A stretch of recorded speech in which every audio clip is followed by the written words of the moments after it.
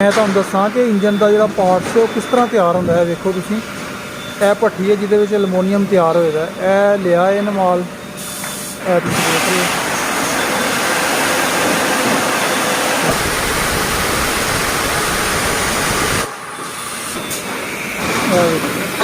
इत्थे तैयार होया है। यह लैके गया है।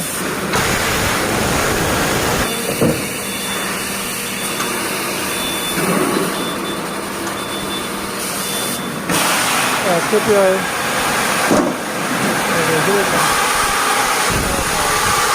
अगे तुसीं ਇਹਦੇ ਨਾਲ ਤੋੜਨਾ है। ਇਹਦੇ ਨਾਲ ਰਗੜ ਕੇ ਇਹ ਬੋਕਸ 'ਚ ਪਾਉਣਾ ਹੈ। ਇਹ ਬੋਕਸ 'ਚ ਪਾ ਦਿੱਤਾ ਨਾ। ਇਹ ਵੇਖ ਲਓ